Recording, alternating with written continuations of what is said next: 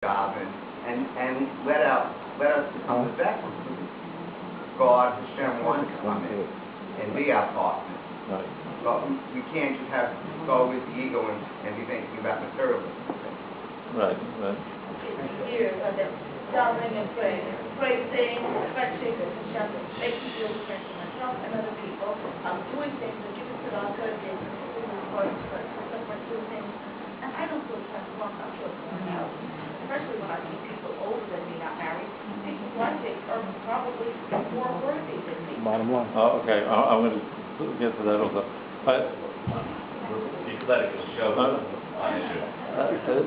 Okay.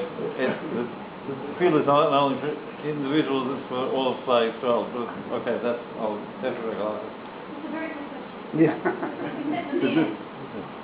See?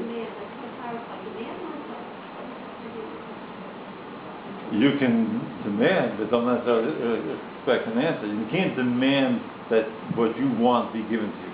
Oh no, but you said before we have to be able to demand what we got. Can you demanding or requesting?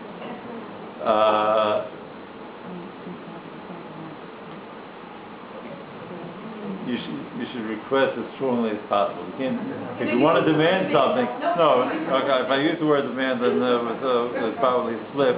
Because a person can demand, but A, don't expect, and B, if you get what if it happens, you have to take responsibility. So you also did take respect, right? Yeah, right. But you also have to, take responsibility when you're... Right. One of the things we have to remember is we're in part responsible for our situation. And then when I say that, I don't mean only vis-a-vis our marital status. I mean about every part of our life. We have to accept a certain degree of responsibility. Right? I want to get back to being burnt out, worn out, whatever it is, because that's really, it's hard. Maybe you should ask if everybody wants to get married or not, because I just have this feeling that nobody really wants to talk about this subject. Yeah, but it's all diverted right now to prayer, which is part of it. Right. But it's either a denial that's going on here, or people are just really asleep, or they're just really not interested. Why don't you raise your hand and who wants to really get married? Right. The question is, it was suggested that we pose the question: do you really want to get married? Right? I don't have everybody's attention. I think everybody should hear this. So, part of underlying my question or my statement that we have to accept responsibility for our situation, right? Is, do we really want to get married? Was that ever true? Is it still true? And that's part of the thing. A person is not married, or a person is out of work, or a person is in a bad job, or a person is in a bad marriage. How much of that is one's own responsibility, and how willing are we to admit that some of the bad stuff in my life is my own fault? I sort of made my own bed. Where does prayer come in, though? Where does God come in on that? Oh, okay. David wants to know what's this got to do with tefillah. Okay.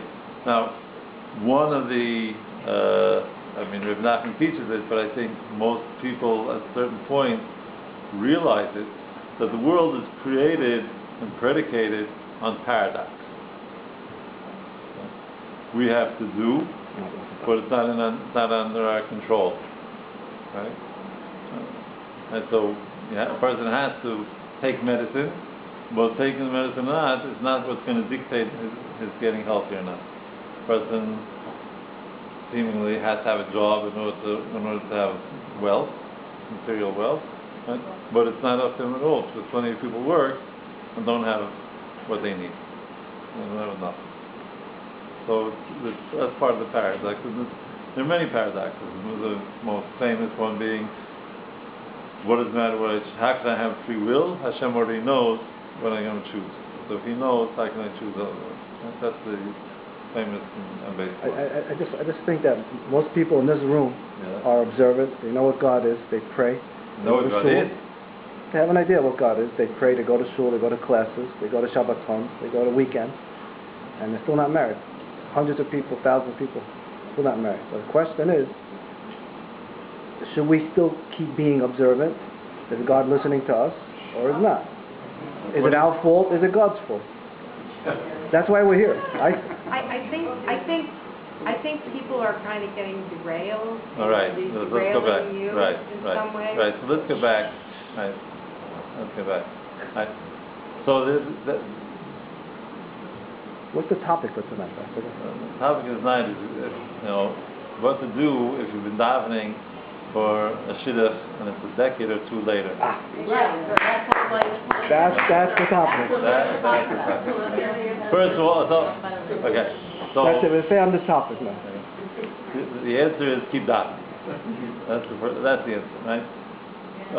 There was a very famous in Yerushalayim anyway, Mekubal, Velvel Cheshem, Zifron L'Bracha. Shortly after I got to Yerushalayim, I had the good fortune to meet him, and he told me that there's a midrash that says that V'etchanan el Hashem. Moshe Rabbeinu says to Klal Yisrael, I daven to Hashem, right, at that time, etc. The midrash says Moshe Rabbeinu davened 515 tefillot to enter Eretz Yisrael. Right, V'etchanan is the numerical value 515. At 5:15, Hashem said, that's enough. No more, I don't want to hear. And Moshe Rabbeinu stopped. And the Midrash said, with one more tefillah, he would have gone into Eretz Yisrael. So, the Cheshen said to me, one of the teachings of this Midrash is that everything has its price in tefillah. Right?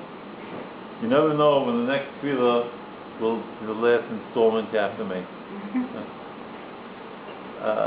It's certainly, maybe Andy had this in mind when he asked if I would speak tonight, right after Kriyas Yamsuf, right, which when some of us now have an inkling of how difficult that really was, right, after seeing what we're going through, right. So we know, a friend of mine said, well, Oz Yoshir, the Song of the Sea, after all those years in Mitzrayim, was pretty special. The song we're going to sing after this Golas is probably going to be out of this world, right? After 2,000 years.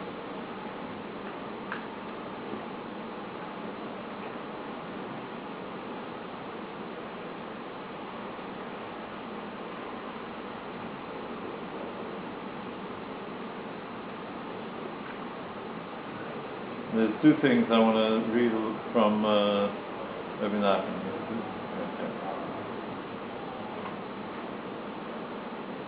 I'll read the second. Rabbi Nachman, in one of his stories of the seven beggars, the story of the fourth day, the fourth beggar who has a crooked neck, right? Even though most people probably don't know the whole story. There was a couple, there was a boy and a girl, 4 and 5, lost in a forest. 7 beggars find them, each in his turn. Each beggar has an apparent defect. One is blind, one is deaf. Right? One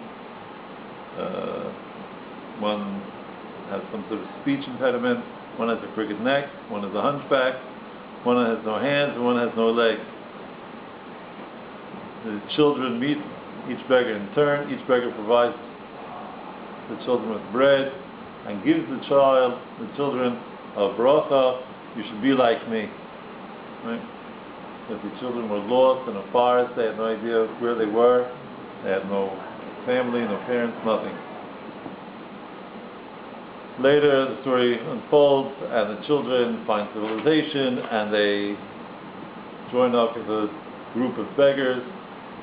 And one of the beggars decides, let them get married, and they get married, and at the chasana and the seven brothers, each of the beggars comes back.